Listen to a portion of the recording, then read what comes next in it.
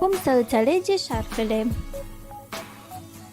Eșarfa potrivită îți va permite să porți ținute în culori care în mod normal nu te avantajează, cum ar fi o ținută neagră pentru un look chic, dar nu o porți fiindcă negrul te face să arăți palidă și ștearsă.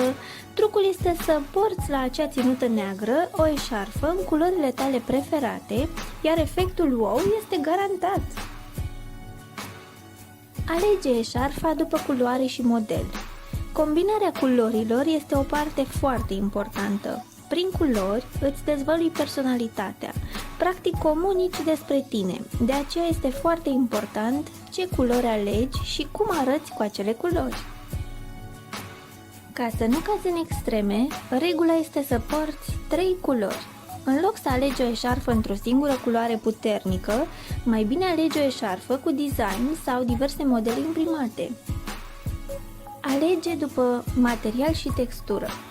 Materialele din care sunt realizate eșarfele sunt diverse. Eșarfele din voal sunt moi și fine și adaugă o notă de eleganță la orice ținută.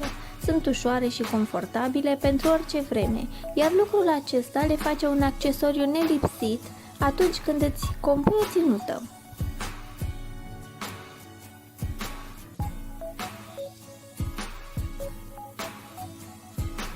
Alege după mărime.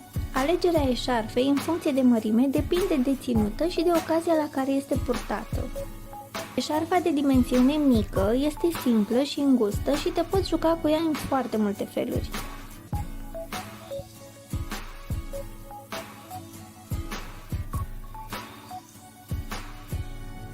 Eșarfa medie este deja suficient de mare să devină un accesoriu statement.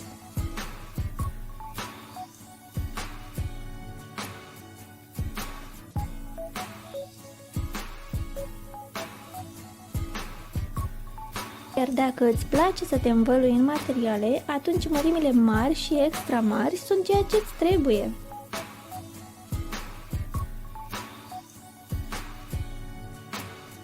Purtatul eșarfei este mai degrabă o problemă de gust și stil individual și mai puțin de reguli precise.